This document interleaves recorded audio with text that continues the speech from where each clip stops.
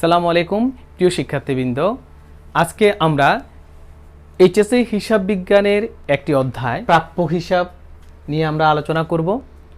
প্রাপ্য হিসাব যখন আমরা করতে যাই, ওখানে প্রাপ্য হিসাবের মধ্যে যে কুঋণ অথবা অনাদায়ী পাওনা অবলোপনের জন্য যে পদ্ধতি ব্যবহার করা হয় এবং এই পদ্ধতি ব্যবহার করে যে জাবেদা ভুক্তি করতে হয়, এই জাবেদা ভুক্তি করতে এবং অ্যামাউন্টগুলো বের করতে গিয়ে শিক্ষার্থীদেরকে অনেক সময় বিভিন্ন সমস্যায় পড়তে হয়।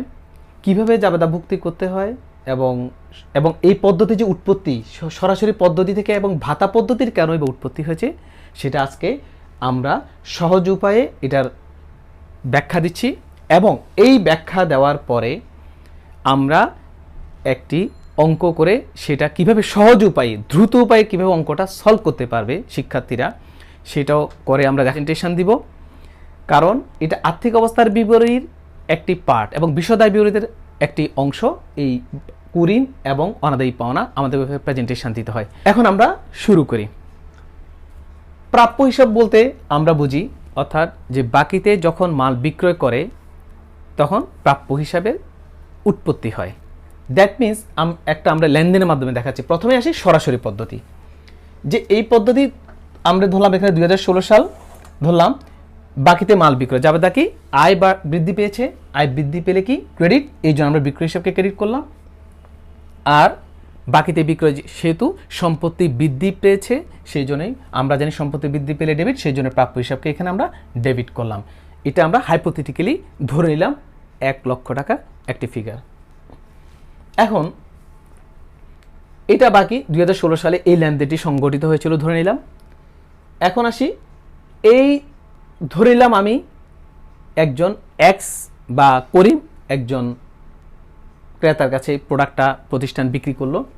এখন প্রতিষ্ঠান প্রতিদিন বাকিতে বিক্রি করলো, ওই ব্যক্তির পিছনে প্রতিদিন ঘুরতেছে যে টাকা আদায়ের জন্য, যেহেতু বাকিতে বিক্রি করছে।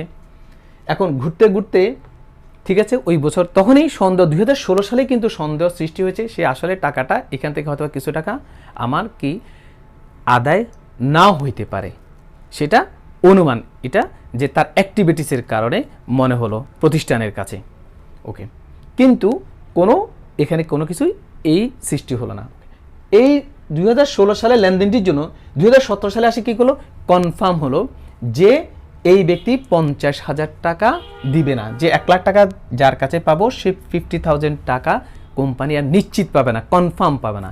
যেটা নিশ্চিত পাবে না কোম্পানি, সেই অ্যামাউন্টটাকে বলা হয় অনাদায়ী পাওনা অথবা কুঋণ। হিসাব বিজ্ঞানের ভাষায় বলা হয় অনাদায়ী পাওনা অথবা কুঋণ বলা হয় যখন নিশ্চিত পাওয়া যাবে না।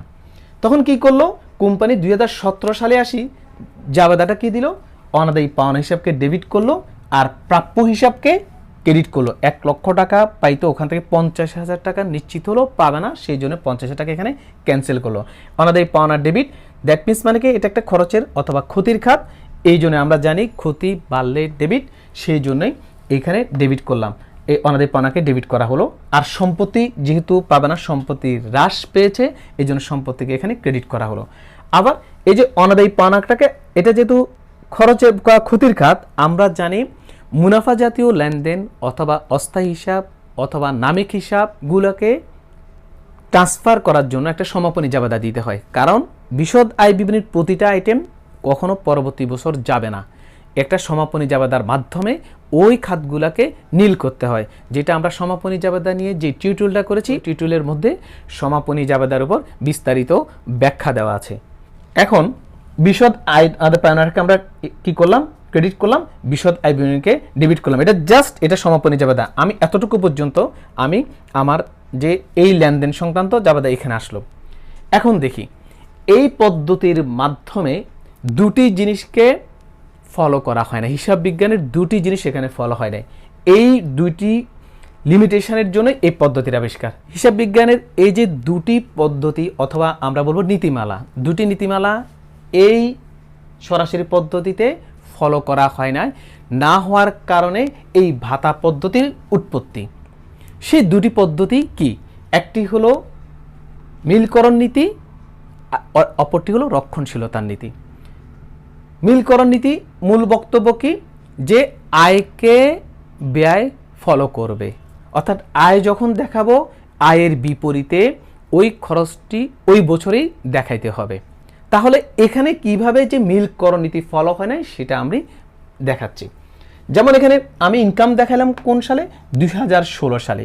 ঠিক এই আয়ের বিপরীতে ক্ষতিটা কখন দেখিয়েছি, 2017 সালে। তাহলে এই যে মিলকরণ নীতি এখানে অনুসরণ হয় নাই, কারণ আয় যদি দেখাবো আয়ের বিপরীতে খরচ বা ক্ষতি আমাদেরকে এই এই ইয়ারে দেখাইতে হবে, শো করতে হবে। এটা ফলো হয় নাই। আমরা দেখাবো কিভাবে ফলো হচ্ছে পরবর্তী পদ্ধতিতে। দ্বিতীয় কি ফলো হয় নাই, রক্ষণশীলতার নীতি। রক্ষণশীলতার নীতির মূল বক্তব্য কি, যে ক্ষতি হওয়ার সম্ভাবনা থাকলে সেটাকে হিসাবভুক্ত করতে হবে, কিন্তু আয় হওয়ার সম্ভাবনা থাকলে সেটাকে কখনো হিসাবভুক্ত করা যাবে না।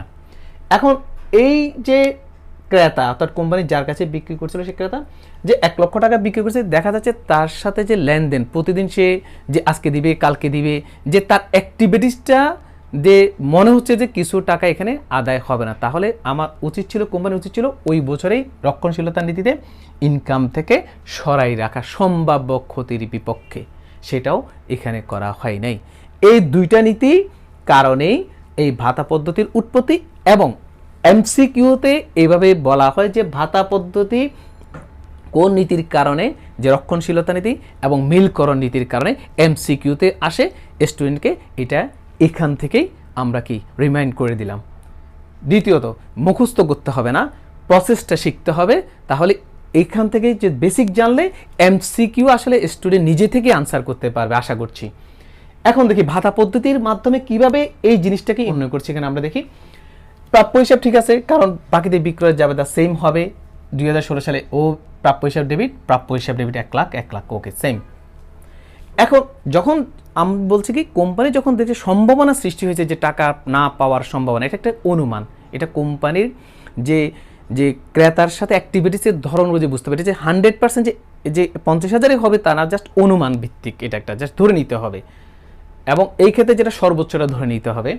তখন দেখা গেল কি যে অনাদায়ী পাওনা, যে আমার সম্ভাবনা দেখা গেছে অনাদায়ী পাওনাকে ডেবিট করলাম, কেন খরচ বা ক্ষতি হইতে পারে, সম্ভাব্য ক্ষতি কিন্তু অনাদায়ী পাওনার সঞ্চয় থেকে ক্রেডিট করলাম, অর্থাৎ আয় থেকে একটি অংশ আয় থেকে সরে রাখলো। কিভাবে, বিক্রয় আয় হিসেবে দেখানো হলো, ঠিক অনাদায়ী পাওনাটাকে আবার আমরা কি করি, বিশদ আয় বিবরণীতে ট্রান্সফার করি।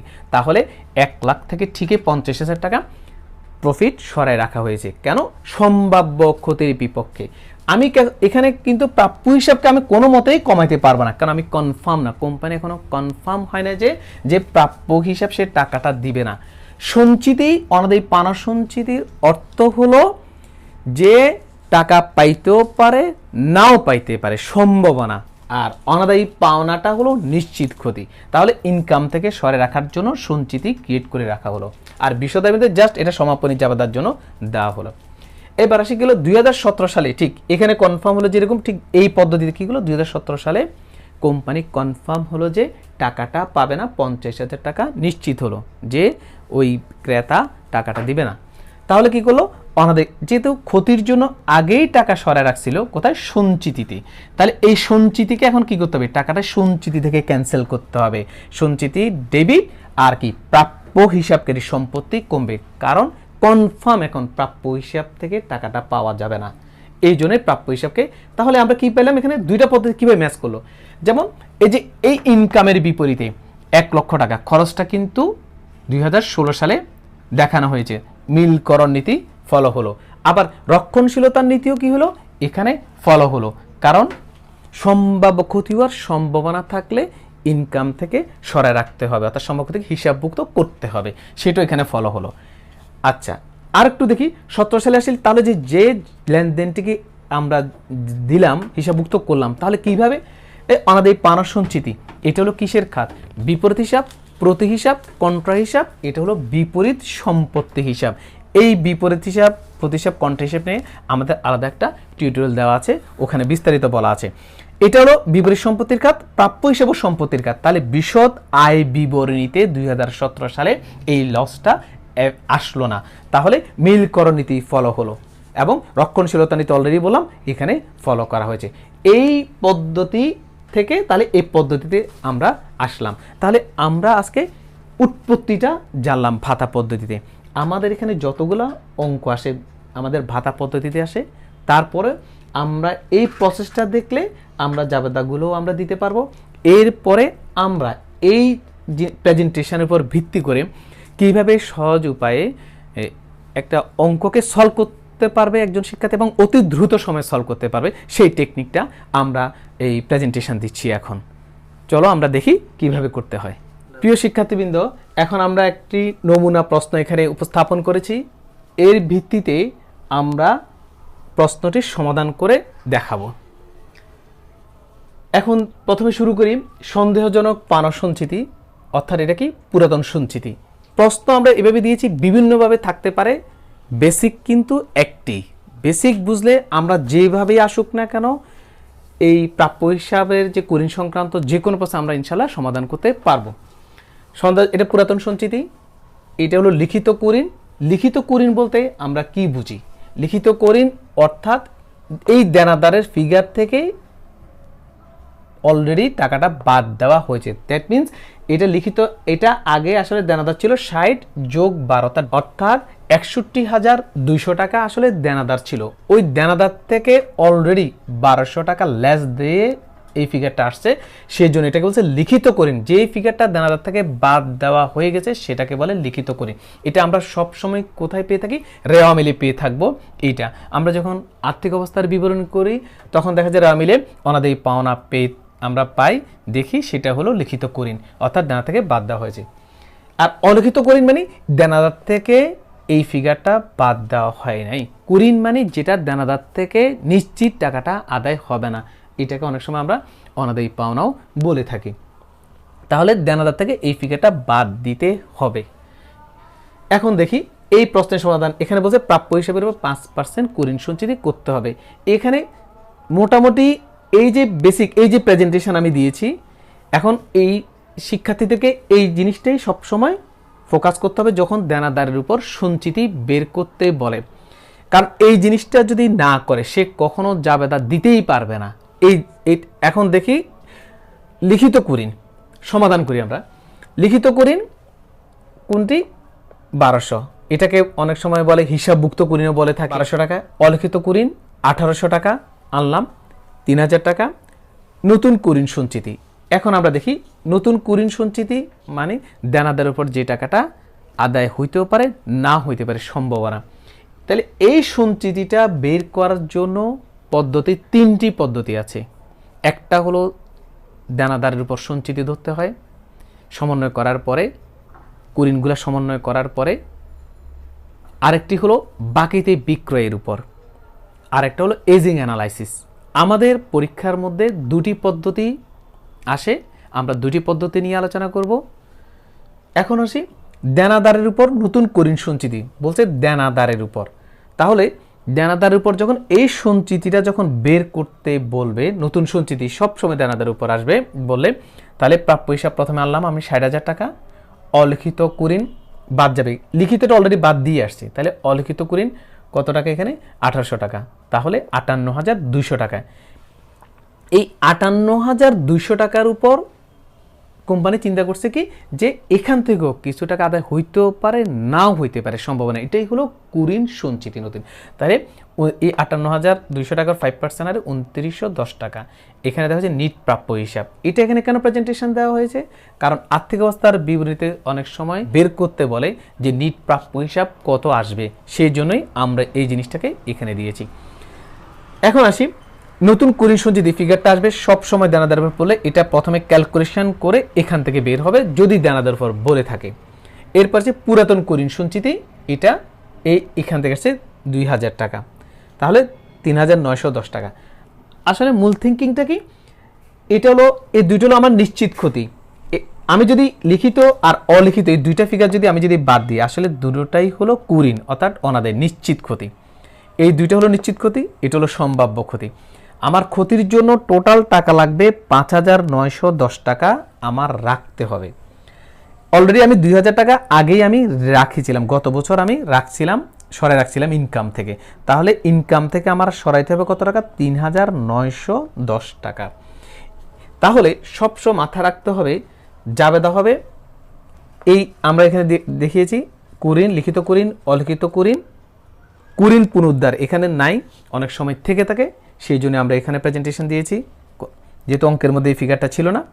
আর 4 3910 এই 4টি জন্য জাবেদা দিতে হয়। কখনো যদি কোনো শিক্ষার্থীকে জাবেদা করতে বলে তাহলে আগে এই জিনিসটা, এই ছকটা তাকে সবসময় মাথায় রাখতে হবে, খসড়া করে ফেলতে হবে। এটা জাস্ট এই ছকের মধ্যে বসে দেবে। লিখিত করিন যদি না থাকে গ্যাপ থাকবে, অলিখিত করিন না থাকলে গ্যাপ থাকলে ফিগারটা বসবে, না থাকলে জাস্ট এখানে। তাহলে এখানে কি বলে যে এই রিলেটেড প্রশ্ন বের করতে হয় যে বিশদাবিতে কত টাকা চার্জ করতে হবে, 3910 টাকা চার্জ করতে হবে। আয় বিবরণীতে কত টাকা অনাদায়ী পাওনা হিসেবে দেখাইতে হবে, তাও ঠিক এই প্রেজেন্টেশনটা আমাদেরকে দেখাতে হবে, এইভাবেই আনতে হবে। আচ্ছা, এখন এই রিলেটেড এরপরে বলে আমাদেরকে জাবেদা দিতে বলে। জাবেদা দিতে গেলেও আমাকে আগে এটা খসড়া, যদি অনেক সময় যদি করতে নাও বলে আমরা স্টুডেন্টরা কি করবো, আগে এটা তৈরি করে ফেলবো, জাস্ট খসড়া তৈরি করে এরপর জাবেদাটা করবো। জাবেদা হবে কোনটার, এটার জাবেদা, কিন্তু এই দুইটা জাবেদা কিন্তু সেম। আমরা দেখি লিখিত অলিখিত এই দুইটাকে যদি আমরা যদি বাদ দিই তাহলে আসলে দুটোটাই হলো অনাদায়ী পাওনা। আসি জাবেদা কি, কুরিন মানে যে টাকাটা দেনাদার থেকে টাকাটা নিশ্চিত আদায় হবে না। ভাতা পদ্ধতিতে আমরা জানি আগেই সঞ্চিতিতে আমরা ক্ষতির বিপক্ষে সরাই আমরা রেখে দিয়েছিলাম, তাহলে টাকাটা কমবে সঞ্চিতি থেকে, কারণ সঞ্চিতি আগে যখন সরাইছিলাম তখন জাবেদা ছিল অনাদায়ী পাওনা ডেবিট, অনাদায়ী পাওনা সঞ্চিতি ক্রেডিট। এখন সঞ্চিতি কমবে, অনাদায়ী পাওনা সঞ্চিতি ডেবিট, প্রাপ্য হিসাব ক্রেডিট, সেম জাবেদা। এখন আমরা আসি তৃতীয় জাবেদাতে, কুরিন পুনরুদ্ধার এখানে নাই। কুরিন পুনরুদ্ধার মানে কি, অর্থাৎ আমি নিশ্চিত তখন পাবো না, ক্যান্সেল করছিলাম, অনাদায়ী পাওনা সঞ্চিতি ডেবিট, প্রাপ্য হিসাবকে ক্রেডিট করছিলাম। এখন আবার যেহেতু টাকাটা আমি পাইছি সেই জন্য ঠিক আগের জাবেদাটাকে আমি রিভার্স করছি, প্রাপ্য হিসাব ডেবিট, অনাদায়ী পাওনা সঞ্চিতি ক্রেডিট। আবার যেহেতু জাস্ট এই জাবেদাটার জন্য আমি দিছি বিদায় সেটাকে ক্যান্সেল করলাম এখানে এসে, আবার আসলে টাকাটা তো আমি পেয়ে গেছি, প্রাপ্য হিসাব দেখানো যাবে না, এই জন্য আবার নগদান হিসাব ডেবিট, প্রাপ্য হিসাব ক্রেডিট। আসলে আমরা কাটাকাটি করলে কি থাকে, প্রাপ্য হিসাব ডেবিট এবং ক্রেডিট কাটাকাটি আসলে থাকতেছে নগদান হিসাব ডেবিট, অনাদায়ী পাওনা সঞ্চিতি হিসাব ক্রেডিট। এই জাবেদাটা দিলেও আসলে হয়ে যাচ্ছে, যেহেতু আমি আগে ওটা দিয়েছিলাম সেই জন্য ক্যান্সেল করার জন্য প্রসেসটাকে অবলম্বন করতে হচ্ছে। এখন আসি চতুর্থ লেনদেন। চতুর্থ যেটা ইনকাম থেকে যে সরাইতে হবে, ইনকাম থেকে সরিয়ে কোথায় রাখতে হবে, সঞ্চিতিতে। তাহলে স্টুডেন্টের মাথা সঞ্চিতি বাড়বে না কমবে, সঞ্চিতি বাড়বে। সঞ্চিতি বাড়লে কি ক্রেডিট, অনাদায়ী পাওনা সঞ্চিতি ক্রেডিট। কেন এমসিকিউতে একটা প্রশ্ন আসে, সকল সঞ্চিতি ক্রেডিট কেন, একমাত্র পাওনাদারের বাট্টা সঞ্চিতি ছাড়া কেন, লজিকটা কি? কারণ সকল সঞ্চিতির সৃষ্টি হয় ইনকাম থেকে। ইনকাম আয় আমরা জানি সবসময় বৃদ্ধি পেলে ক্রেডিট, আয় হ্রাস পেলে ডেবিট, এই জন্য আয় থেকে সরিয়ে সঞ্চিতিতে রাখা হয়, এই জন্য সঞ্চিতি ক্রেডিট। তাহলে আমরা এমসিকিউ যদি আসে সেটাও আমরা এটার উত্তর দিতে পারবো। অনাদায়ী পাওনা এর এটা আর সমাপনী জাবেদার কারণে বিশদায় বিবরণী ডেবিট, আবার অনাদায়ী পাওনাটাকে ক্রেডিট করা হয়েছে। তাহলে এই জাবেদা থেকে আমরা আশা করছি খতিয়ানও তৈরি করতে পারবো। আমরা এখানে খতিয়ানের প্রেজেন্টেশন দিনে আশা করছি শিক্ষার্থীরা খতিয়ান সহজেই তৈরি করতে পারে। এখন তাহলে আমরা শিখলাম আয় বিবরণীতে কত টাকা চার্জ করতে হবে, এই প্রশ্নটা আসে সেটা আমরা দিতে পারবো। আর্থিক অবস্থার বিবরণীতে প্রেজেন্টেশন দিতে পারবো, এটাও আমরা দিতে পারবো।